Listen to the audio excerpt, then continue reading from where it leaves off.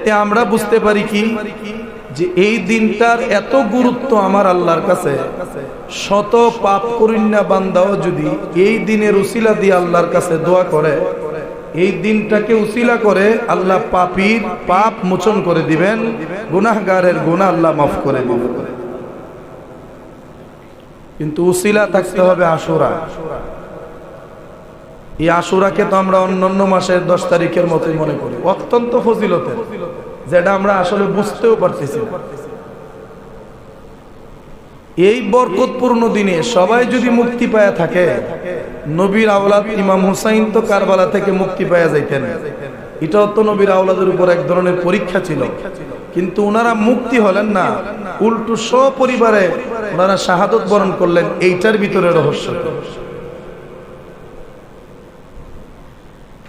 আমাদেরকে বুঝতে হবে ইমাম হাসান আর হুসাইনের যে শাহাদত, ওই শাহাদত শুধুমাত্র হঠাৎ করে তিনারা শহীদ হয়ে গেছেন বিষয়টা এমন নয়, বরং ওনাদের শাহাদতের ফয়সালা রূহের জগতে হয়েছিল।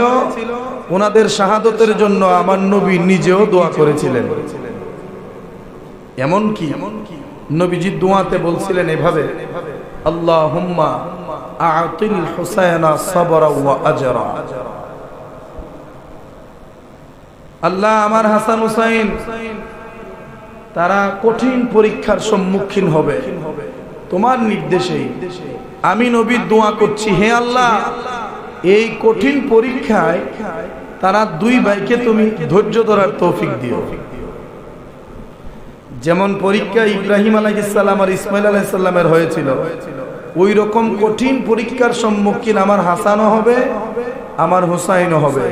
এই জন্য তোমার কাছে ফরিয়াদ, তাদের এই পরীক্ষাটা সহজ করে দিও, যেন তারা ধৈর্য ধরতে পারে, সবুর করতে পারে, যেন তারা ধৈর্য হারা হয়ে না যায়। আমার নবীর দুয়ার বরকতে এতটাই ধৈর্য আমার আল্লাহ ওনাদেরকে দিয়েছিলেন যে ধৈর্যের একটা ইতিহাস তিনারা করে গিয়েছেন। চোখের সামনে আপনজন 6 মাসের শিশু পর্যন্ত শহীদ হলো, তারপরও তিনি একটু বিচলিত হলেন না, একটু পিছপা হলেন না, একটু রাগান্বিত হলেন না। উনি ধৈর্য ধারণ করলেন ঈমানের উপরে। কিসের উপরে? ঈমানের উপরে তিনি ধৈর্য ধরলেন। কিন্তু আমরা হইলে কইলাম, এতগুলা মানুষ মেরে লিতেছে, কি কামরা ঠিক করতেছে, আচ্ছা যে কোনো একটা করি, হয়তো মরি নেলে তারা তো হাত দিয়া বায়াত হয়ে যায়। মানে বাঁচার জন্য একটা না একটা চেষ্টা আমরা করলাম হইলে আমরা ঈমান এতটাও মজবুত হইছে না, তরবারির সামনে খাড়ি লা ইলাহা ইল্লাল্লাহ মুহাম্মাদুর রাসূলুল্লাহ আমরা মুগ্ধা বাইরিব, অসম্ভব। যেই ঈমানে জুমার দিন মসজিদে তাড়াতাড়ি আসতে দেয় না, সেই ঈমান দিয়ে ফুল সিরাত পার হবেন? যেই ঈমান দিয়ে আল্লাহ রাসূলের কথা দিলের মধ্যে শান্তি পাওয়ানো যায় না, ওই ঈমান দিয়ে ফুল সিরাত পার হবেন? যেই ঈমান আপনাকে পাপ কাজ ছাড়তে দেয় না, সেই ঈমান দিয়ে ফুল সিরাত পার হবেন? অসম্ভব। যেই ঈমান আপনাকে খারাপ কাজ থেকে দূরে রেখে ভালো কাজের দিকে খালি টানে, ভালো কাজের দিকে খালি মনোযোগ আসে, ভালো কাজের দিকে শুধু আপনার মনটা টানে, তাহলে বুঝবেন ওই ঈমান যতটুকু ভালো কাজের দিকে টানতেছে সে ততটুকু গতিতে ফুল সিরাত পার হবে। মানে এর চেয়ে সহজ ভাষায় মানে আর বোঝানো যায় না। ঈমান মানে কি? বিশ্বাস। ঈমান মানে হচ্ছে অন্তরের যে একটা বিশ্বাস, আমরা অন্তর দিয়ে বিশ্বাস করি, কিন্তু এই বিশ্বাসটা আমরা বাস্তবে পরিণত করার সুযোগ আমাদের ঈমানে দেয় না, কারণ আমরা ঈমান দুর্বল। ঈমান কেমনে দুর্বল হয়? ঈমান দুর্বল হয় হারাম খাওয়ার মাধ্যমে, ঈমান দুর্বল হয় মিথ্যা বলার মাধ্যমে, ঈমান দুর্বল হয় আল্লাহর বিধান লঙ্ঘন করার মাধ্যমে, ঈমান দুর্বল হয় আপনি নেশা, মদ, গাঁজা, ইয়াবা, এক কথায় আল্লাহ যা কিছু হারাম করছেন ওইগুলা ধীরে ধীরে নিজের মধ্যে প্রবেশ করালে ঈমানও ধীরে ধীরে দুর্বল হয়ে যায়। যেমন এক্সাম্পল স্বরূপ বলতে গেলে, মানে সত্য হইলে নিজের মনটারই কইবেন যে সত্যই কইছে, হুজুরে হুজুরে কোন লাগতো না। যখন এখানে কি হবে, আমারও কইছে যাও ওখানে রেখে দেব।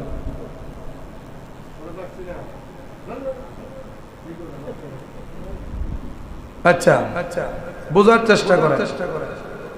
যখন আমরা ছোট ছিলাম, যখন কোনোদিন আমরা কোনো গুনাহ করি নাই, মানে এমন বুঝের হয় নাই যেই বুঝের হলে আমরার দ্বারা গুনাহ হইব, মানে ওই রকম বয়সের থাকতে যখন প্রথম প্রথম কারো গাছের লেবু, কারো গাছের ডাব, কারো গাছের আম যখন প্রথম চুরি করছি, বা আমরা যারা মানে এরকম খাদ্যতের মধ্যে জড়িত হয়েছিলাম, আমরা যারা জীবনের প্রথম চুরি করছিলাম, প্রথম চুরি করার সময় ভিতরটা কেমন দগদগ করছিল বলেন, নিজের ভিতরে রাখেন, ভেতরটা কেমন দগদগ করছিল, কেমন একটা ভয় কাজ করছিল, কেমন একটা টেনশন কাজ করছিল, আইরে দরানি করে যাই, হ্যাঁ চুরিটা করে নিলাম, এটা কিতা করলাম, এইরকম একটা চিন্তা আমরার মাথার ভিতরে ছিল।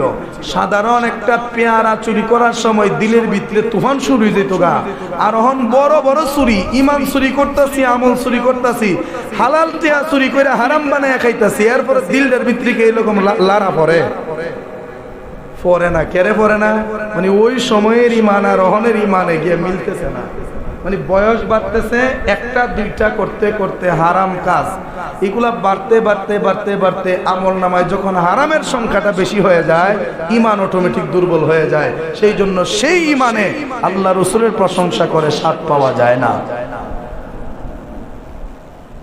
ভালো করে বুঝবেন, তরকারিতে নুনও পর্যাপ্ত আছে, মরিচও পর্যাপ্ত, হলুদও পর্যাপ্ত, গরম মশলা যা ডাইডও পর্যাপ্ত, জুলও দিয়েছেন পর্যাপ্ত পরিমাণ। এক কথায় একটা তরকারিকে স্বাদ করতে মানে মজা করতে যা যা লাগে সব আপনি ঠিকঠাক দিছেন। 100 জন মানুষ এই খাবার খাইলো, খাওয়ার পরে 99 জন মানুষ প্রশংসা করলো, খাবারটা অনেক টেস্ট হয়েছে, খাবারটা অনেক ভালো হয়েছে। একটা মানুষ বলল আমার কাছে ভালো লাগে নাই, একদম বেমজা লাগছে। এবার আপনারা আমাকে বলেন, এই 99 জনের কথা সত্য না একজনের কথা সত্য? 99 জনের কথা সত্য। কেন সত্য? কারণ তাদের সবার কাছে একই রকম স্বাদ লাগছে, এই লোকটার কাছে স্বাদ লাগে নাই। হয়তো সে মিথ্যা বলতেছে, নতুবা তার মধ্যে কোনো একটা সমস্যা আছে, তরকারিতে সমস্যা নাই। তাইলে এটাকে সহজ ভাষায় বুঝতে গেলে, যেমন ভাবে একটা তরকারি 100 জন খাইলে 99 জন ভালো কয়, একজনে খারাপ কওয়া যেমন তরকারি খারাপ হওয়া নয়, বরং তার জিহ্বা খারাপ হওয়া, ঠিক সেই রকম ইবাদত করতে 10 জনের ভাল লাগে, তোমার একা ভাল লাগে না। ইবাদত করতে, মসজিদে দান করতে, দুরূদ পড়তে, মিলাদ পড়তে, কিয়াম করতে, মসজিদে আসতে, মাদ্রাসায় যাইতে, দরবারে যাইতে, উরুসে যাইতে, মাহফিলে যাইতে সবার কাছে ভাল লাগে, তোমার কাছে ভাল লাগে না। এতে বোঝা যায় তোমার ঈমান বালা না। জিহ্বা যেমন বালা না থাকার কারণে তরকারির স্বাদ বোঝা যায় না, ঈমান বালা না থাকার কারণে তোমার কোনো আমলই ভাল লাগে না। একবারে একদম সহজ কথা। মিলাদের দোষ নাই, কিয়ামের দোষ নাই, ইবাদতের দোষ নাই, দোষ আপনার আমার। একই ইবাদত দিয়া বান্দা আল্লাহর ওলি হয়ে যাইতেছে, একই ইবাদত দিয়া বান্দা বুজুর্গ হয়ে যাইতেছে, একই ইবাদত দিয়া বান্দা আমার আল্লাহর নৈকট্য হাসিল করে ফেলতেছে। আবার একই ইবাদত কইরা মানুষ সুদ খাইতেছে, একই ইবাদত কইরা মানুষ ঘুষ খাইতেছে, একই ইবাদত কইরা মানুষ জাহান্নামে যাইতেছে। দোষ কি ইবাদতের? ইবাদতের নয়, দোষ হচ্ছে আমার, আমার ঈমানের দোষ, আমার আমলের দোষ, আমার খাসিয়তের দোষ। ওইগুলার বিরুদ্ধেই ইমাম হুসাইন সংগ্রাম করেছিলেন। জোরে বলেন সুবহানাল্লাহ। একটু দরুদ শরীফ পড়েন, আল্লাহুম্মা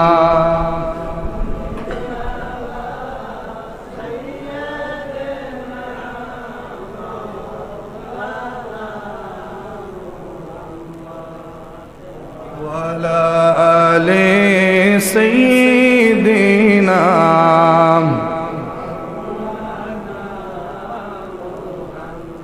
বাবার আমার গভীর মনোযোগ দিয়া শোনেন, হযরতে ইমাম হুসাইন রাদিয়াল্লাহু তাআলা কারবালার জমিনে শাহাদত হওয়া লাগতো না, ইমাম হুসাইন শহীদ হতেন না, ইমাম আলী আসগরও শহীদ হতেন না, ইমাম আলী আকবরও শহীদ হতেন না, ইমাম কাসেমও শহীদ হতেন না, ইমাম আব্বাসও শহীদ হতেন না, ইমাম হুসাইন নিজেও শাহাদত হতেন না। উনাদের এই ঘটনাটা আসলে ঘটতই না যদি ইমাম হুসাইন একটা কাজ করতে পারতেন। সেই কাজটা কি? সেই কাজটা হলো ইয়াজিদের শুধু একটাই দাবি ছিল, হুসাইন তোমাকে কিচ্ছু করতে হবে না, শুধুমাত্র আমার পক্ষে তুমি কথা কও। তুমি শুধু বলো ইয়াজিদ ক্ষমতায় আছে, ইয়াজিদে তার ক্ষমতা পরিচালনা করুক, সেখানে আমি হুসাইনের কোনো আপত্তি নাই, শুধু এইটুকু বললেই হয়ে যাবে। ইমাম হুসাইন বললেন, এইটুকু বলা আর তার হাতে হাত রেখে বায়াত হওয়ার মধ্যে তো কোনো পার্থক্য নাই। আমি যদি তাকে সমর্থন দেই তাহলে বোঝা গেল তার কর্মকাণ্ড আমি সমর্থন করলাম, কিন্তু আমি হুসাইনের জীবনও যদি চলে যায় আমি ইয়াজিদের কর্মকাণ্ডকে সমর্থন করতে পারি না। কিতাবের মধ্যে পাওয়া যায় ইয়াজিদ নামাজ পড়তো, কথা সত্য। কথা কি? ইয়াজিদ নামাজি ছিল, কথা সত্য। ইয়াজিদ রোজদার ছিল, কথা সত্য। ইয়াজিদের আমল আখলাক প্রথমে ভালো ছিল, কথা সত্য। এখন যদি বলেন ইয়াজিদ এই আমলগুলো যদি কইরা থাকে, ইয়াজিদ তো অনেক ভালো মানুষ। ইয়াজিদের ওই আমল কেমন আমল ছিল আপনাদেরকে উদাহরণ দিলে বুঝতে পারবেন। যখন আমাদের সোনার বাংলাদেশে নির্বাচন আসে, ওই নির্বাচন আসার পরে দেখবেন যেই নেতা জিন্দিগিতে কোনোদিন মসজিদে আইব দূরের কথা, উষ্টা খায়াও মসজিদে পড়ে নাই, ওই নেতাও নির্বাচনের আগে মসজিদে নামাজে যায়। কথা ঠিক কিনা? বেটা মসজিদে নামাজে যায়, মসজিদে জুমা পড়তে যায়, 5 ওয়াক্ত পড়তে যায়। যেই নেতারে জানাজার নামাজেও দেখা গেছে না, ওই নেতাও নির্বাচনের আগে জানাজার মাঠে যায়। সেই নেতারে কোনোদিন ওয়াজ মাহফিলে দেখা গেছে না, ওই নেতাও নির্বাচনের আগে ওয়াজ মাহফিলে গিয়া 2 মিনিট বক্তব্য দিতে চায়। এতে কি বোঝা যায় সে কি ভালো হয়ে গেছে? সে ভালো হয় নাই, বরং এটা তার লোক দেখানো ইবাদত, এটা তার মুনাফিকি, এইটা তার ভিতরের সাথে বাহিরের কোনো মিল নাই। কারণ নির্বাচন যেই দিন সম্পন্ন হবে, নির্বাচন শেষ হওয়ার সাথে সাথে তার আগের স্বভাব আবার তার মধ্যে ফিরে আসবে। তো এর আগে, নির্বাচনের আগে যে সে পরিবর্তন হয়ে গেল, নামাজি হইয়া গেল, রোজদার হয়ে গেল, আল্লাহওয়ালা হয়ে গেল, টুপিটা মাথার থেকে ফালায় না, মুখে দাড়ি থাকুক বা না থাকুক, মাথায় টুপিটা 24 ঘন্টা থাকে। এই যে ভালো মানুষগিরি দেখাইলো, এইটা দেখা যদি বলেন সে ভালো হয়ে গেছে, পাস করার পরেও যদি কোন সে তো ভালো হয়ে গিয়েছিল, অতএব সে যা বলবে সেটাই সত্য। এইটা যেমন মানা অসম্ভব, ইয়াজিদের সেই নামাজ রোজা ইবাদত বন্দেগীটাও ছিল সেই রকম। কারণ ইয়াজিদ জানে আমিরে মুয়াবিয়া তার বাবা, সেই বাবার পরে ইয়াজিদকে ক্ষমতার মধ্যে বসানো হবে, ইয়াজিদকে ক্ষমতার মধ্যে বসানো হবে। ইয়াজিদের খাসিয়ত যদি ঠিক না থাকে, ইয়াজিদের স্বভাব চরিত্র যদি ঠিক না থাকে, আমিরে মুয়াবিয়া কোনোদিন তার হাতে ক্ষমতা দিবে না। ইয়াজিদ বাবার হাত থেকে ক্ষমতা কেড়ে নেওয়ার জন্য ইয়াজিদ নিজে পরহেজগার ইমানদার সাত ছিল, যেন বাপের মন জয় করতে পারে, যেন বাপে কয় আমার পুত্র বালা মানুষ হই, অতএব ক্ষমতা হুসাইন রে দিলে যেই কথা, ইয়াজিদ রে দিলে এই কথাই, সমস্যা নেই, আমার পুত্র ভালো মানুষ। কিন্তু বাপে আসল হাকিকত জানতো না। ইয়াজিদের নামাজ, ইয়াজিদের রোজা, ইয়াজিদের পরহেজগারিতা মূলত আল্লাহকে পাওয়ার জন্য নয়, কিছুদিনের জন্য ক্ষমতা হাসিল করার জন্য। এই জন্য ইমাম হুসাইন বলে ইয়াজিদের ইবাদতের আসল উদ্দেশ্য কেউ জানুক বা না জানুক, আমি হুসাইন জানি। 2 নাম্বার, ইয়াজিদের সাথে আমার অনেক সময় কেটেছে। ইয়াজিদ রে দেখেছি নামাজের সময় সে নামাজ পড়ে না, সে তাঁবুর ভিতরে নারী নিয়ে ফুর্তিবাজি করে, মদের আড্ডা দেয়, গাজার আড্ডা দেয়। তখন যত নেশা জাতীয় জিনিস আছে, সকল নেশা জাতীয় দ্রব্যের সাথে ইয়াজিদের সম্পর্ক আছে। ওই রকম একটা নরাদম পাপিষ্টের হাতে কখনো ইসলামের খেলাফত যেতে পারে না। ইয়াজিদকে সমর্থন করা মানে মদ হালাল এই পক্ষে সমর্থন করা, ইয়াজিদকে সমর্থন করা মানে বেনামাজিকে সমর্থন করা, ইয়াজিদকে সমর্থন করা মানে বেরোজগারকে সমর্থন করা, ইয়াজিদকে সমর্থন করা মানে নারীবাজিকে সমর্থন করা, ইয়াজিদকে সমর্থন করা মানে নারীর গান শোনা জায়েজ এই পক্ষে সমর্থন দেওয়া। এই সমস্ত বিষয়গুলির বিরুদ্ধে ইমাম হুসাইন ছিলেন, কারণ এইগুলার সাথে শরীয়তের সম্পর্ক নাই। এই জন্য হুসাইন বললেন, ইয়াজিদ রে তুই ক্ষমতা পাইছস তোর মতো তুই দেড় সালা, আমি হুসাইনের আপত্তি নাই, কিন্তু তোর কাজে সমর্থন দেওয়ার মতো সেই দুঃসাহস আমি হুসাইনের নাই। কারণ তোর কাছে আমি হুসাইন কোনোদিন সমর্থন দিতে পারি না, আমি তোর হাতে হাত রেখে বায়াত হতে পারি না, আমি তোর সেই নাপাক কাজগুলিকে পবিত্র বলে সম্বোধন করতে পারি না। কারণ আমি হুসাইন তোর হাতে হাত রেখে বায়াত হওয়া মানে আমার নানার সকল উম্মত জাহান্নামী হয়ে যাওয়া। কারণ ওই দিন যদি ইমাম হুসাইন ইয়াজিদের হাতে হাত রেখে কইতো ভাই তুমিও চালাও আমিও চালাই, তুমিও থাকো আমিও থাকি, দরবারের দরকার নাই। তাহলে আজকে আমরা কইতাম ইমাম হুসাইন যদি মদখুরের হাতে হাত রেখে মুরিদ হইতে পারে, ইমাম হুসাইন যদি নারী নিয়ে ফুর্তি করি নই নষ্ট মানুষের হাতে হাত রেখে মুরিদ হইতে পারে, আমরা যদি একটা সুররে ইমাম বানাই সমস্যা কথা ঠিক কিনা? একটা যুক্তি উপস্থাপন হয়ে যাইতো। এই জন্য ইমাম হুসাইন বলে জান নিবি নিয়ে নে, প্রাণ নিবি নিয়ে নে, যা কিছু আছে সব কিছু নিয়ে নে, কিন্তু দিলের ভিতরে থাকা ইমানের হকদার তুই নস। ইমানের একমাত্র হকদার হচ্ছে আল্লাহর আল্লাহর নবী। ইয়াজিদে কম চেষ্টা করে নাই, মদিনায় বহু চেষ্টা করছে হুসাইন যে নিজের দলে আনার জন্য, কিন্তু ইমাম হুসাইন একটু ভয় পাইছেন। কি ভয়? যে আল্লাহ কোরআনে বলছে লা তারফাউ আসওয়াতাকুম ফাওকা সাউতিন নবী। আল্লাহ সাহাবীদেরকে উদ্দেশ্য করে কইতেছে, এই সাহাবীরা তোমরা যত বড় সাহাবী হও আমার নবীর সামনে জোরে কথা কইও না, কইলে জীবনের আমল সব বরবাদ করে দেব। মানে নবীর সামনে জোরে কথা কওয়ার জন্য আল্লাহ আবু বকর উমরের মতো সাহাবীরা দমক দিছে। সুবহানাল্লাহ। এখন হুসাইন ভয় পাইতেছে কি, যে আমার নানা ভাই তো জিন্দা অবস্থায় রওজায় ঘুমিয়ে আছেন, এখন কোরআনের হুকুম তো নবী মারা যাওয়ার পরে ইন্তেকালের পরে শেষ হয়ে যায় নাই, বরং কোরআনের হুকুম কিয়ামত পর্যন্ত চলবে যতদিন ইসলাম আছে। তো অতএব যেই আইন নবীর সামনে উচ্চ সুরে কথা বলা যাবে না, নবীর ইন্তেকালের পরেও নবীর রওজার সামনে ওই আইন প্রযোজ্য। অতএব নবীর ইন্তেকালের পরেও রওজার সামনে জুড়ে কথা বলা যাবে না। এই জন্য ইমাম হুসাইন ভয়ের মধ্যে ছিলেন, ইয়াজিদ যদি আমার সাথে যুক্তি তর্কে কোলাইতে না পাইরা, যদি ইয়াজিদ মদিনা শরীফে আমার উপরে এসে আক্রমণ করে, আমি হুসাইনের রক্তের দ্বারা আমার নানা ভাইয়ের মদিনা নাপাক হয়ে যাবে। এই ভয়টা তিনি করছিলেন। ইমাম হাসানও ইন্তেকালের আগে ইমাম হুসাইনরে বলছিলেন, ভাই ও ভাই হুসাইন তুমি মদিনায় থাইকো না। কই কেন? ওই ইয়াজিদের সাথে তোমার আমার যে দ্বন্দ্বটা শুরু হয়েছে এটা শেষ পর্যন্ত কোথায় গিয়ে দাঁড়ায় এটা বলা যায় না। এমনও হতে পারে মদিনায় সে তোমার উপরে হামলা করবে এবং তোমার রক্ত দিয়া আমার নানা ভাইয়ের রওজা নাপাক করে দেবে। এইটা যেন না হয় হুসাইন, তুমি মদিনা ছাইরা মক্কায় চলে যাও, নিরাপদ জায়গায় চলে যাও। কারণ মক্কার যে চত্বর, এই হেরেমের ভিতরে কোনো পশু পাখি কোনো মশা মাছি মারা যাবে না, এটা হারাম। এই জন্য সেখানে ঝগড়া করাও হারাম, ঝগড়াও কেউ করতে আসবে না, তুমি সেখানে চলে যাও।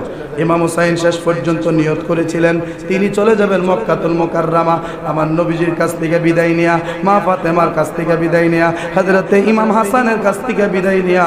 হযরতে ইমাম হুসাইন সপরিবারে ইয়াজিদকে ভয় পাইয়া নয়, বরং নবীর মদিনাকে কলঙ্ক মুক্ত রাখার জন্য, নবীর মদিনাকে পবিত্রতা বজায় রাখার জন্য তিনি মদিনা ছাইরা মক্কার উদ্দেশ্যে রওনা হয়ে গেলেন। দীর্ঘদিন পরে মক্কায় যায় পৌঁছলেন। উনি মক্কায় যাইতে যাইতেই একের পর এক চিঠি আসতে শুরু করলো ইমাম হুসাইনের কাছে। একটা নয়, দুইটা নয়, 150 থেকে 1200 চিঠি এসেছে। 150 থেকে 1200 চিঠি। সবচেয়ে গ্রহণযোগ্য মত হচ্ছে 150 চিঠি। কয়শো? 150 চিঠি আমি কিতাবের মধ্যে পেয়েছি। মুহাদ্দিসিনে কেরাম, ইতিহাসবিদগণ যারা ছিলেন ওনারা এটাকে বিশ্লেষণ করতেছেন যে 150 হবে না 1200 হবে। তিনারা সব দিক বিবেচনা করে বললেন তৎকালীন জামানায় চিঠি আদান প্রদান করার সিস্টেমটা সহজ ছিল না, অত্যন্ত কঠিন ছিল। হয়তো এক দেশ থেকে আরেক দেশে পায়ে হেঁটে চিঠি পৌঁছানো হতো, নতুবা ঘোড়ার উপরে সাওয়ার হয়ে চিঠি নিয়ে আরেকজনের কাছে পৌঁছানো হতো। এরকম গাড়ি ঘোড়া, প্লেন, বিমান টিমান ছিল না। এই জন্য 150 চিঠি আসতেও বহুত সময় লেগেছে। এই জন্য 150 চিঠি এটাই গ্রহণযোগ্য মত। তো ধরেন 150 চিঠি বা 1200 চিঠি যাই বলেন আপনি, এটা আপনার ব্যাপার। ইমাম হুসাইনের কাছে চিঠি আসতে শুরু করলো। ইমাম হুসাইন চিঠি দেখে চিঠি পড়ে রেখে দেয়, কিন্তু কুফায় যাওয়ার জন্য উনার মনের মধ্যে কোনো নিয়ত নাই। কারণ উনি ভালো করেই জানে ওই কুফার মানুষ এত বড় মুনাফিক, কুফার মানুষ এত বড় খারাপ। ওই কুফার মানুষ ইমাম হুসাইনের আব্বাজান শেরে খোদা মাওলা আলীরও শহীদ করেছিলেন। নাউজুবিল্লাহ। মাওলা আলীরে কারা শহীদ করছে? কুফার মানুষ। ইমাম হুসাইন রে কারা শহীদ করছে? কুফার মানুষ। আলী আসগর, আলী আকবর, ইমাম কাসেম, ইমাম আব্বাস সহ 72 জন নবীর পরিবারকে কারা শহীদ করছে? এই কুফার মানুষ। ইতিহাসে পাওয়া যায় সবচেয়ে বড় মুনাফিক ছিল সেই কুফাতে। সুবহানাল্লাহ। ইমাম হুসাইন না যাওয়ার সিদ্ধান্ত নিলেন, কিন্তু সর্বশেষ যেই চিঠি ইমাম হুসাইনের কাছে আসলো, ওই চিঠির মধ্যে এমন এক কথা তারা লিখে দিল যে কথাটা পড়ার পরে ইমাম হুসাইন না যাওয়ার জন্য যেই মন মানসিকতা ছিল সেইটা ত্যাগ করে যাওয়ার জন্য মন স্থির করলেন। সুবহানাল্লাহ। মানে বাধ্য হলেন, তিনি যাবেন। কি লেখা ছিল চিঠিতে? চিঠির নিচের দিক দিয়ে লেখা ছিল, আমরা কুফার মানুষ, আমরা কুফার গভর্নরের নাম হচ্ছে নোমান বিন বশির। সেই নোমান বিন বশিরকে আমরা ইমাম হিসাবে মানি না। আমরা নবীর পরিবারকে ভালোবাসি, আমরা আহলে বায়াতকে ভালোবাসি, আমরা আপনার আব্বা আলীকেও ভালোবাসি, আমরা আপনার আম্মা ফাতেমাকেও ভালোবাসি। অতএব আপনি যেহেতু নবীর আওলাদের মধ্যে জীবিত আছেন, আপনি কুফাতে আসুন। আপনি কুফাতে আসলে আমরা কুফাবাসী সবাই আপনার হাতে হাত রেখে আমার নবীর কালেমার উপরে বায়াত গ্রহণ করব। আমরা ইয়াজিদকে সমর্থন করি না, এই জন্য নোমান বিন বশিরকেও আমরা মানি না। আপনি যদি কোনো কারণে না আসেন তাহলে সরকারের চাপে পড়ে, কারণ ইয়াজিদ তো দেশের সরকার, সরকারের চাপে পইরা ইয়াজিদের হাতে যদি বাধ্য হয়ে আমরা বায়াত হওয়া লাগে, আমরা বায়াত হয়ে যাব, কারণ আমরা জীবন তো আমাদের বাঁচাতে হবে। এই জন্য বাধ্য হইয়া ইয়াজিদের হাতে যদি বায়াত হইয়া কোনো কারণে জাহান্নামী হয়ে যায়, হাসরের দিন আল্লাহ যদি জিগায় তোরা জাহান্নামী হইলি কেন, তখন আমরা বলবো ইমাম হুসাইন নবীর আওলাদকে বলছিলাম আসবেন, আসার পরে ওনার হাতে হাত রেখে বায়াত হব, কিন্তু উনি আসেন নাই। আমরা বাধ্য হয়ে ইয়াজিদের হাতে হাত রেখে বায়াত হওয়ার কারণে আজকে আমরা জাহান্নামী হয়েছি। আমরা জাহান্নামী হওয়ার জন্য সম্পূর্ণরূপে দায়ী হচ্ছে হুসাইন। নাউজুবিল্লাহ। কারণ উনি আসলে ওনার হাতে বায়াত হতাম, উনি আসে নাই, বাধ্য ইয়াজিদের হাতে হয়েছে। এই সিডি পড়ার পর ইমাম হুসাইন কয়, মালিক আসরের দিন যে আমার নানা ভাইয়ের দরবার আমারে ফাঁসাইলি, সুবহানাল্লাহ, কোন তাইলে আমার যাওয়া লাগবে। ওই তখন মুসলিম বিন আকিল বলছিলেন, ভাই আপনি না গিয়া আমার আগে পাঠান। ইমাম হুসাইন কয়, আমিও মনে মনে ভাবতেছি যে কোনো একজন প্রতিনিধি পাঠাবো, কারণ আমি যাওয়াটা অনেক রিস্কি ব্যাপার, কারণ আমার সাথে তো ইয়াজিদের শত্রুতা, এমনও হতে পারে এটা একটা ষড়যন্ত্র। এই জন্য আমার পক্ষ থেকে একজন যাও, গিয়ে অবস্থা যা আছে টোটালি জানার পরে তোমরা আমাকে চিঠি লিখবা, ওই চিঠির বর্ণনা অনুযায়ী যদি দেখি অবস্থা ভালো, আমি হুসাইন আসবো। ওই মুসলিম বিন আকিল যাওয়ার জন্য নিয়ত করলেন। বাড়িতে গেলেন, পোশাক আশাক করতেছে, ওনার দুইটা সন্তান কইতেছে, আব্বা ওই যান, প্রতিদিন যান ও জায়গা নিতে যাবো, দাওয়াতে যাইতেছি। কোন আব্বা প্রতিদিন দাওয়াতে গেলে যে পাঞ্জাবি থাকে এটা পরেই যান, কিন্তু আজকে দি গাট্টি গুট্টি বাঁধতেছে। সুবহানাল্লাহ। আজকে দি কাপড় চোপড় একটা পুটলাতে ভরতেছেন, ব্যাপার কি, কোথাও যাবেন নাকি? তখন মুসলিম বিন আকিল বললেন যে বাবা আমি যাচ্ছি কুফাতে হুসাইনের প্রতিনিধি হয়ে। সুবহানাল্লাহ। কথা আব্বা আমরা কই থাকবো, আমরা লয়ে যাব। দুইটা সন্তানও তাদের অনুরোধ ফিরাতে পারলেন না, ইমাম মুসলিম বিন আকিল সাথে নিয়ে গেলেন, কুফাতে চলে গেলেন। অনেক লম্বা ইতিহাস, আশা করি আপনারা শুনেছেন। আমি শর্ট করে বলে দেই যেন ফুল ঘটনাটা আমরা আয়ত্তে চলে আসে। ইমাম মুসলিম বিন আকিল দীর্ঘদিন পর কুফাতে গিয়ে পৌঁছলেন। কুফাতে যাওয়ার পরে দেরি নাই, খবর যখন পৌঁছে গেছে, একজন করে আইতে মুরিদ হইতে অল্প কয়েকদিনের ভিতরে 40,000 মুরিদের হিসাব উনি। সুবহানাল্লাহ। 40,000 মুরিদ হয়ে গেছে। উনি দেখলেন শুধু মুরিদই হয়েছে না, এরা মুসলিম বিন আকিলের জন্য পাগল। কারণ হুসাইন একটা চিঠি লিখে দিয়েছিলেন, যে চিঠিতে লেখা ছিল, আমি নবীর আওলাদ হুসাইন বলছি, আমার পক্ষ থেকে প্রতিনিধি হিসাবে আমার ভাইকে পাঠানো হয়েছে, তোমরা তাকে আমি মনে করে বায়াত হবা, আমার নামের উপরে বায়াত হবা, আমি আসলে আমার হাতে তোমরা বায়াত হবা।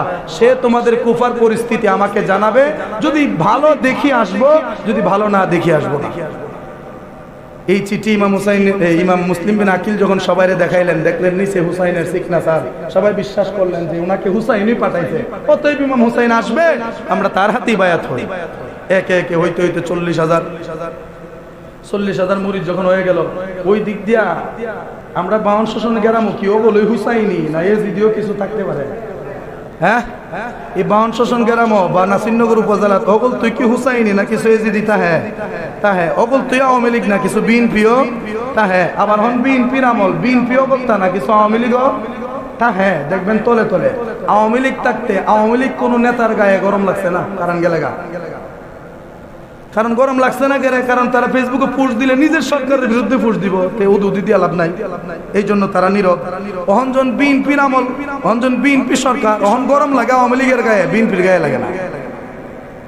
কারণ আপনারা আগের ফেসবুক পোস্টগুলো গাইতে দেখেন, আগে আওয়ামী লীগের আমলে যারা বিদ্যুতের বিরুদ্ধে বা সরকারের বিরুদ্ধে পোস্ট দিছে প্রত্যেকটা পোস্ট বিএনপির দলের, আর এখন বিএনপির আমলে যতটা পোস্ট সরকারের বিরুদ্ধে যায় সবটি আওয়ামী লীগের। এতে বোঝা গেল নিজের দল ক্ষমতায় থাকলে গরম কি তা তুফান এলেও সহ্য করুন যা, কারণ কইলে সরকারের বিরুদ্ধে যাইব। কথা ঠিক না? আমি বোঝানোর জন্য বলতেছি, কারণ আওয়ামী লীগ বিএনপি মানে সাবজেক্ট না। এক গ্রামও এক দলের মানুষ থাকে না, বিভিন্ন দলের মানুষ থাকে। কুফাতে সবাই কি হুসাইনের পাগল, কিছু কি নাই এজিদের পাগল। এরা খবর পাঠাইছে এজিদের দ্বারা, আমনে না হোটেলটা ঘুমাই আর আমার দগরটা হুসাইনে লই দিতেছে। নাউজুবিল্লাহ কন্না, আপনি নাকে তেল দিয়ে ঘুমাচ্ছেন আর এই দিক দিয়া গোটা কুফা শহরটাকে হুসাইন নিজের দলে নিয়ে নিচ্ছে। এই খবর শোনার পরে ইয়াজিদ কয়, নুমান বিন বশিরকে বসালাম ক্ষমতায়, হ্যাঁ কি করে, হে আটকাই না কেন? ও নোমান বিন বশির এখনো পর্যন্ত একটা শব্দ বের করে নাই, কারণ নোমান বিন বশিরও মনে মনে নবীর আওলাদদেরকে ভালোবাসতেন। কিন্তু ওই যে সরকারি দলের লোক হিসাবে মনে করেন সরকারের পক্ষেই কথা বলা লাগে। যেমন কিছু সময় ইউনুস দ্বারা রাউন্ড লাগে কিছু অবস্থা সম্পর্কে বোঝার জন্য গেলে, ইউনুকও আমার কিছু করে। আমিও চাই মাহফিল হোক, আমিও চাই সবকিছু হোক, আমিও চাই আল্লাহ রসুলের নাম হোক, আমিও চাই মিলাদ মাহফিল হোক, না হয় সমস্যা কি? কিন্তু আমাকে উপর থেকে চাপ দেয়। উপর থেকে চাপ দিলে আমার কিচ্ছু করার থাকে না। উপর থেকে চাপ আসলে মাটির সাথে আমি স্যাপটা হয়ে যাবো। এই জন্য আমি আমার জায়গা থেকে ক্লিয়ার থাকি, আমার কিছু করার নাই। এই জন্য আমরা অনেক সময় সরকারের দোষাই বা এমপি মন্ত্রী সচিব এরা আমরা যে কোনো কারণে দোষাই যে এরা ইসলামের পক্ষে না, এরা বিরুদ্ধে। খোঁজ নিয়ে দেখলাম আসলে পক্ষেই, কিন্তু বাধ্য হয়ে তারা পক্ষে থাকতে পারে না। যাই হোক, ইয়াজিদে তখন কইল, নোমান বিন বশির যখন পারে না, সে আজকে থেকে বরখাস্ত। তাকে বরখাস্ত করে দেওয়া হলো, তার জায়গায় ইবনে জিয়াদকে নিয়ে বসানো। নাউজুবিল্লাহ কোন নোমান বিন বশিরকে বাদ দিয়ে দেওয়া হলো, ইবনে জিয়াদকে নিয়ে সেখানে বসানো হলো। ইবনে জিয়াদ বয়াওই মানে ইয়াজিদে পাওয়ার দিয়ে দিছে। কি পাওয়ার? যে যারা হুসাইনের নামে মুসলিম বিন আকিলের হাতে বায়াত হচ্ছে তাদেরকে তুমি বলবা আমি ইয়াজিদের নামে যেন আমার হাতে মানে তোমার কাছে আয়া যেন বায়াত গ্রহণ করে। যদি না করে তাদেরকে ফিরানোর জন্য তোমার যা করার তুমি তা করতে পারো, আমি ইয়াজিদের পক্ষ থেকে সম্পূর্ণ রায় দিয়ে দেওয়া হবে। মানে কেউরে মারতে গেলে মারো, কেউরে ধর্ষণ করতে গেলে করো, সমাজে ফিতনা লাগাইতে গেলে লাগাও। মানে এক কথায় সবাই যেন আমার মুরিদ হয়। নাউজুবিল্লাহ। ওই ইবনে জিয়াদ ফুল পাওয়ার পায় আয়া, ওই দেরি নাই আয়া ওই কইতাছে মুসলিম বিন আকিল সহ এই যত মানুষ আছে সব দেশ ধরে লেও। তখন ওনার নেতারা কইতেছে, না না, মুসলিম বিন আকিলের পিছন 40,000 মুরিদ। ওনারা এখন ধরলে আমনের যে গভর্নর ভবন এটারে প্রত্যেকটা ইট খুলে নেবে একজন একজন। কত কি করণ যায়? একটা কাজ করা যায়। কি? যারা মুরিদ হইছে ইমাম মুসলিম বিন আকিলের হাতে, তাদের তো মুরব্বী আছে, তাদের মুরব্বী আছে না? যেমন আমরা জোয়ান মানুষ, আমরা মুরব্বী, আপনারা তো আপনারা মুরব্বীরা যদি আমরা জোয়ান ফোলা বানতে একটা কথা কই, তাহলে কি আমরা এটা ফালাই দিতারো? ফালাই দিতাম না। যেমন সমাজের একটা মাথা থাকে, একটা গোষ্ঠীর একটা মাথা থাকে। ওই তখন ইবনে জিয়াদ গোষ্ঠীর মাথাগুলারে দইরা দইরা গভর্নর ভবনে নিয়ে গেল। নিয়ে গিয়ে তাদেরকে বলতেছে যে তোমরা যদি তোমাদের সন্তানদেরকে না আটকাও তাহলে পরিণতি খারাপ হবে। নাউজুবিল্লাহ। যখন ইমাম মুসলিম বিন আকিল এই খবর পাইলেন যে সমাজের সকল সর্দার মাতাওয়ালিডিরে ইবনে জিয়াদ নিয়ে বন্দী করে নিছে, তখন মুসলিম বিন আকিল বললেন, এ আমার মুরিদান সবই দিকে আসো, আমি তোমাদের কাছে একটা প্রস্তাব রাখবো, তোমরা আমার প্রস্তাবের সম্মতি আছে কিনা বলবা। তো কি প্রস্তাব? আমাদের এই কুফার যত মুরব্বীদেরকে ইবনে জিয়াদে ধরে নিয়ে গেছে তাদেরকে মুক্তি করিয়ে আনার দরকার আছে না নাই? মুক্ত করার দরকার আছে না নাই? তারা বলতেছে অবশ্যই, কেউ আমরার দাদা, কেউ আমরার চাচা, কেউ আমরার বাপ, অতএব ওনাদেরকে মুক্ত করার দরকার। এমনি তো গেলে মুক্ত করবে না, আমরা 40,000 যদি একসাথে গিয়ে উপস্থিত হতে পারি তাহলে তারা তাদেরকে ছেড়ে দেবে। ঠিক আছে, আমরা 40,000 আপনার সাথে আছি। 40,000 মুরিদ লইয়া গেছে রাজার দরবার। এবার আমি আপনাদেরকে বলি, 40,000 মানুষ যদি ইবনে জিয়াদের রাজ দরবারে হামলা করে, এই 40,000 মানুষের খালি হাতকে ঠেকানোর মতো ওই রকম কোন ব্যবস্থা কি ইবনে জিয়াদের রাজ দরবার আছে? কারণ জনগণের শক্তির উপরে বুলেটও কাজ করে না। কথা ঠিক কিনা? জনগণের শক্তির উপরে বন্দুকের গুলিও কাজ করে না। মুসলিম বিন আকিল একটা হুকুম দিলে ইবনে জিয়াদের গভর্নর বড় ভাঙ্গি একদম ঘুরা গেল।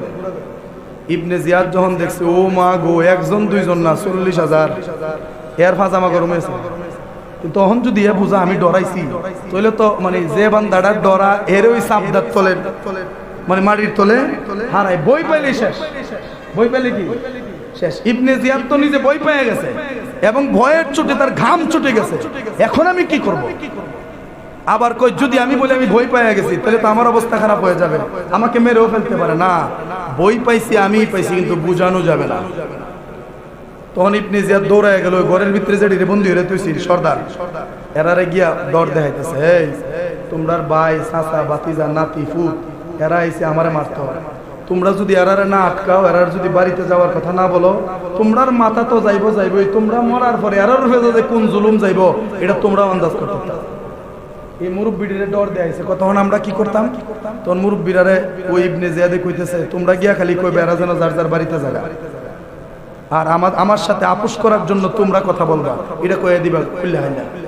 তখন এই সমস্ত সর্দার গুলোরে দৈরা নিয়ে গভর্নর বাবুর ছাদের উপরে তুললা কয়, এখন ঘোষণা দাও।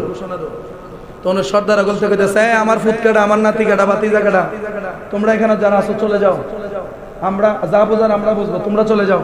আচ্ছা, মুরব্বীরা যখন কইছে তোমরা চলে যাও, তৈলি কি আর জোয়ানরা থাকবো? থাকতো না। কিন্তু জোয়ানদের মাথায় ওই সময় এই কথাটা নাই, আমরা আমাদের মুরব্বীর কথায় কিভাবে চলে যেতে পারি, আমরা ফিসাব আমরা সাথে কথা ঠিক কিনা কথা। এই কুফার মানুষ এত বড়ই মুনাফিক, তারা নিজের ফিসাবরে ফালায়া তৈয়া বাপ মায়ের কথায় 40,000-এর মধ্যে 39,500 জন মানুষ এক মুহূর্তে এখান থেকে চলে গেছে। নাউজুবিল্লাহ। বাকি রইল কয়জন? 500 জন। এই 500 জন লয়া মুসলিম বিন আকিল কহন যে হানো 40,000 দিয়ে কুস্তা করতারছি না, 500 জন দিয়ে কিতা হলো, আমরা যাইয়া।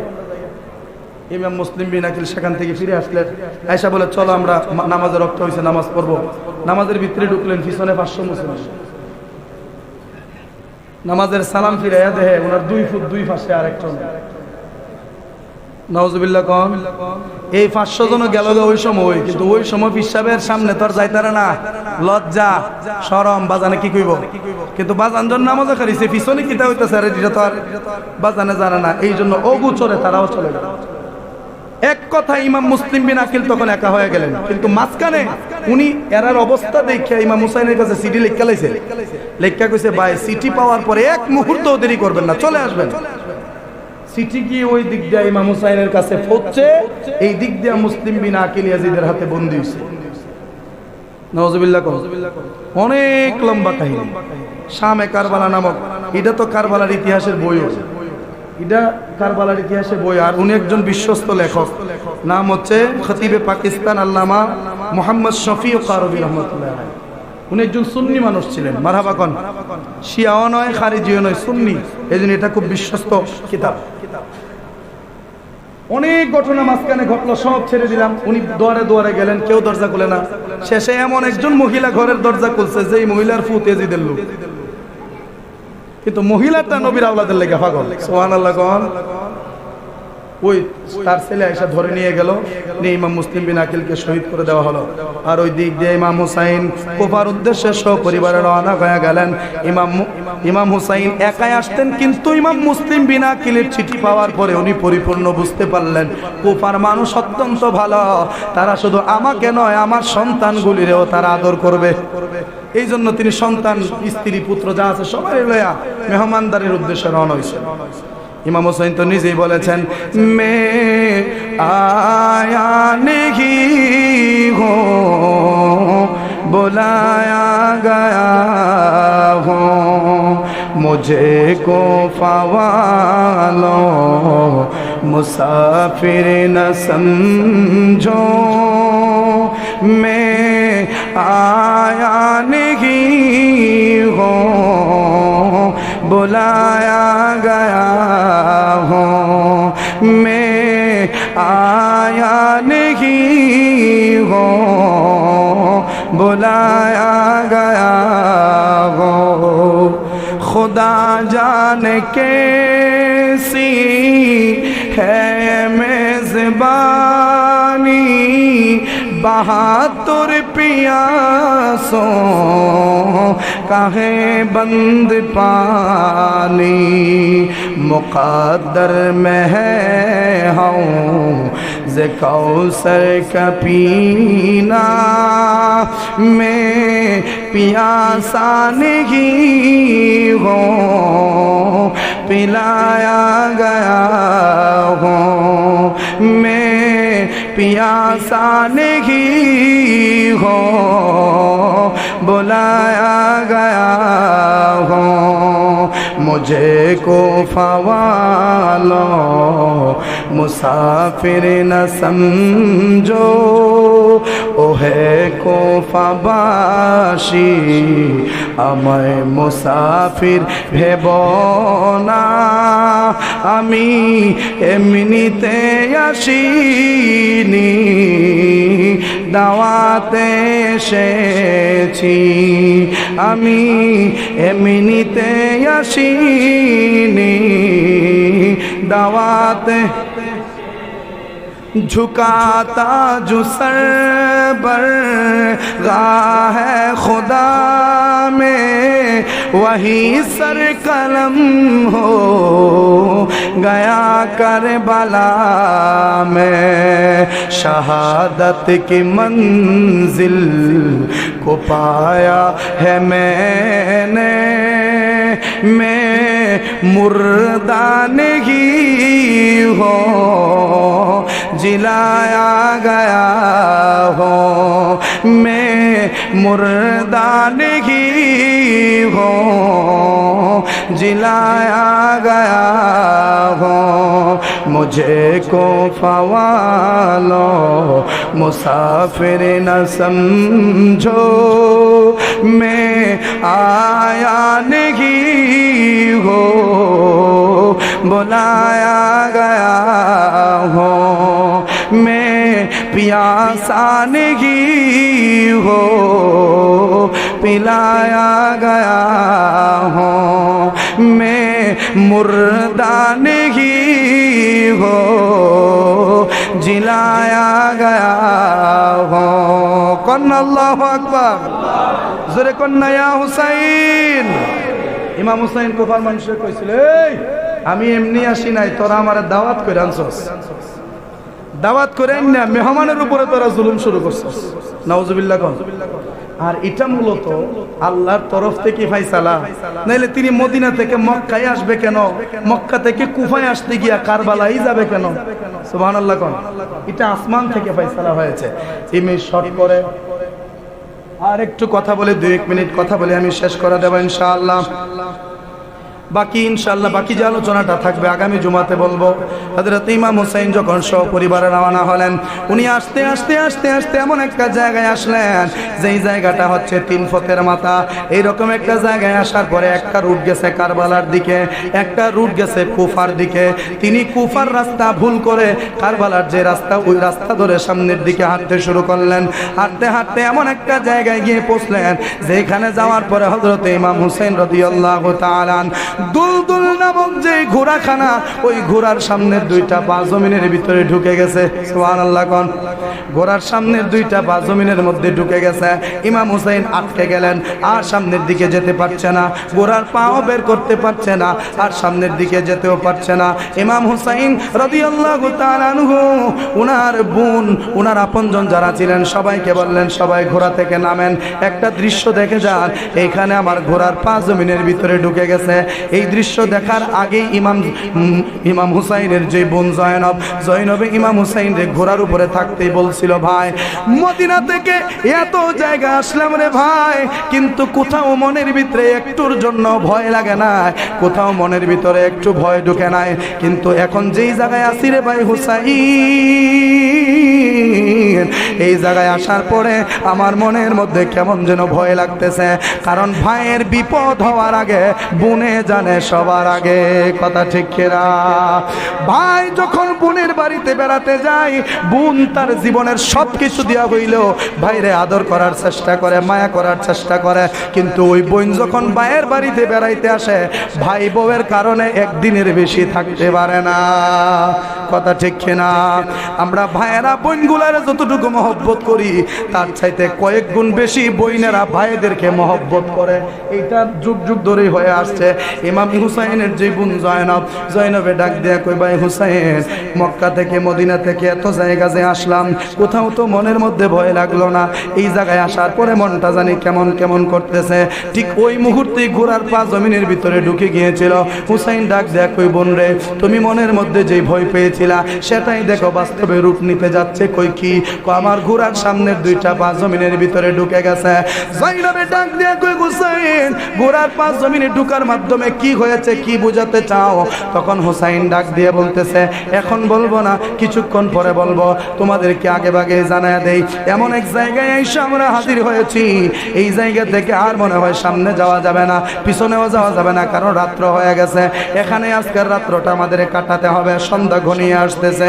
এই জন্য হুসাইন বললেন, সবাই কি করো, তাবু গাড়ো, তাবু গাইরা আজকের রাত্রটা এখানে অবস্থান করো, আবার সকালবেলা আমরা আমাদের গন্তব্যের দিকে রওনা হয়ে যাব। ওনারা তাবু গাড়ার জন্য যখন মাটির মধ্যে পেরেক গাড়তে শুরু করে, পেরেকের মধ্যে যখন আঘাত করে, পেরেক মাটির ভিতরে ঢুকে রে, আর মাটি থেকে ছিটকি মেরে রক্ত বের হতে শুরু করে। জোরে কন্যা সুবহানাল্লাহ। মাটিতে পেরেক মারে, মাটি থেকে ফিনকি দিয়ে রক্ত বের হয়। সবাই ভয় পাইয়া দৌড়াইয়া হুসাইনের কাছে এসে ডাক দিয়া কয়, ওগো হুসাইন, এমন এক জায়গায় আসলাম গো হুসাইন, মাটির মধ্য থেকে কেন জানে রক্ত বের হচ্ছে। হুসাইন কয়, আরেকটা আলামত তোমাদের সামনে প্রকাশ হবে কিছুক্ষণ পরে। এবার যাও, তোমরা লাকড়ি আনার জন্য রওনা হয়ে যাও। ইমাম হুসাইন লাকড়ি আনার জন্য হুকুম দিলেন। সবাই যখন গাছের ডালের মধ্যে গেছে লাকড়ি কাটবে, দাদি গাছের ডালের মধ্যে আঘাত করতে দেরি হয়, কাটা জায়গা থেকে ফিনকি মেরে রক্ত বের হতে শুরু করে। সবাই ভয় পাইয়া গাছ থেকেও নাইমা গেছে। নাইমা হুসাইনের কাছে এসে কই, হুসাইন, কি এমন জায়গায় আসলাম, তোমার ঘোড়ার পা মাটির নিচে ঢুকে গেল, জমিন থেকে রক্ত বের হয়, গাছের ডাল থেকে রক্ত বের হয়। ও হুসাইন, এইটা কোন জায়গা রে? এই জায়গায় আসার পরে কেমন যেন লাগতেছে, কেমন আচানক আচানক ঘটনা ঘটতেছে। ইমাম হুসাইন ডাক দিয়া কয়, আমি বলবো, সবাই তোমরা তাবু গাড়ো, রক্ত বের হোক আর যাই বের হোক, তাবু গাড়া লাগবে, লাকড়ির ব্যবস্থা করাই লাগবে। সবাই লাকড়ির ব্যবস্থা করলেন, তাবু গাড়লেন। হুসাইন সবাইকে সামনে নিয়ে বসলেন। বৈশা বলতেছে, শোনো রে, আমার নানা ভাই ছোটবেলায় আমি হুসাইন রে কোলের মধ্যে বসায়া বলছিল, হুসাইন রে, ও আমার নাতি হুসাইন, আমার কলিজা হুসাইন, তুমি এমন একটা জায়গায় শহীদ হইবারে হুসাইন, যেই জায়গার জমিনের মধ্যে যাওয়ার পরেই তোমার ঘোড়ার পা মাটির নিচে ঢুকে যাবে, যেই জায়গায় যাওয়ার পরে মাটি থেকে রক্ত বের হবে, যেই জায়গায় যাওয়ার পরে গাছের ডালা থেকে রক্ত বের হবে। ওই তিনটা আলামত যদি প্রকাশ হয়, ওই জায়গা থেকে 1 ইঞ্চিও তুমি সামনে যাইতে পারবা না, 1 ইঞ্চিও তুমি পিছনের দিকে যাইতে পারবা না। ওই জায়গাটাই হবে তোমার শেষ জায়গা, যেই জায়গাটার নাম হবে কারবালা। কারবালার করুণ কাহিনী কেমনে যায়, কারবালার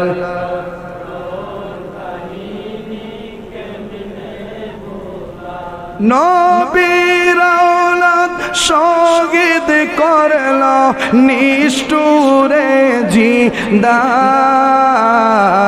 কারবালার করুণ কাহিনী কেমনে ভোলা যায়, কারবালার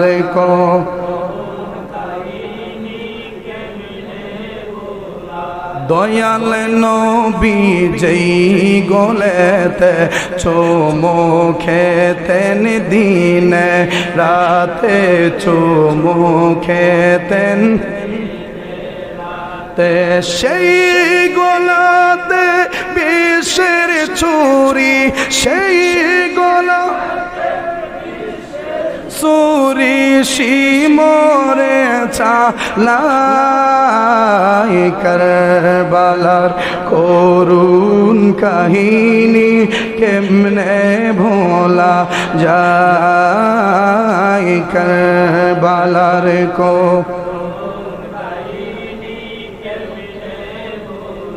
আল্লাহ যেন আমাদেরকে কারবালার শিক্ষা থেকে শিক্ষা নেওয়ার তৌফিক দে, বলে আমিন। এই কারবালার ঘটনা থেকে আমরা যে শিক্ষা নেওয়ার দরকার আছে না নাই? আজকে আলোচনাটা কোথায় রাখলাম? যে হুসাইনের ঘোড়ার পা ঢুকে গেল, গাছ থেকে রক্ত বের হলো, জমিন থেকে রক্ত বের হলো। হুসাইন সেখানেই তাবু গাড়লেন, রাত্রটা কাটাবেন এবং সেখান থেকে আর কোথাও যাবেন না, এই নিয়ত করলেন। আগামী জুমায় এরপর থেকে কথা হবে, কারণ হুসাইন এখানে তাবু গাড়ার সাথে সাথে খবর চলে গেল ইবনে জিয়াদের দরবারে। ইবনে জিয়াদের পক্ষ থেকে লোক পাঠানো হলো, হুসাইনকে ধরে নিয়ে আসো, এজিদের সাথে সে যেন সমন্বতায় আসে, সেজন্য এজিদের সাথে মানে কি হয়ে যায়, মিল হয়ে যায়। পাঠালো কারে? হুর বিন ইয়াজিদ রিয়াহি। হুর বিন রিয়াহিকে পাঠানো হলো যে তুমি যাও হুসাইনকে নিয়ে আসো। হুর বিন রিয়াহি তিনি ছিলেন ইয়াজিদের দলের লোক, কিন্তু হাকিকতে তিনার অন্তরে ছিল হুসাইনের মহব্বত। তিনি আয়েশা হুসাইনকে বলছিল, হুসাইন আমি আপনার পক্ষে, আমি জানি আপনার কোনো দোষ নাই, আপনাকে আমি ফুসরাত দিচ্ছি, সময় দিচ্ছি, আপনি চলে যান, কিন্তু আপনি এখনই যদি চলে যান আমার সঙ্গী সাথী যারা আছে এর আগে ইবনে জিয়াদের কাছে খবর দিব যে আমি আপনারে বিদায় করে দিচ্ছি, আমি আপনারে বিদায় করে দিচ্ছি, তখন আমি দোষী হয়ে যাবো। এই জন্য আপনি একটা কাজ করেন, সকাল থেকে সন্ধ্যা পর্যন্ত আপনি আমার সাথে কথাই বলতে থাকবেন, কথা বলতে থাকবেন। তখন তাদেরকে একটা বাহানা দেব যে এখনো আমাদের কথা শেষ হয়নি, কথা শেষ হলে ওনাকে নিয়ে যাওয়া হবে, রাত্র যখন হবে তখন আমি আপনাকে বিদায় করে দেব। তখন তাদেরকে বুঝ দেওয়ার মতো একটা উত্তর আমি বের করব, আপনি চলে যাবেন। এরকম 3 রাত্র ওনারে সময় দিছে, কিন্তু গুইরা ফিরা এই জায়গাতে সুবহানাল্লাহ, সারা রাত হাঁটে, কিন্তু গুইরা গাইরা ওই যে হানো কোটা গাড়ছি ইগান ওই সুবহানাল্লাহ কইতেন না। এরপর থেকে আলোচনা হবে ইনশাআল্লাহ, আল্লাহ যেন কবুল করে, আমরা সকলে পড়ি আমিন।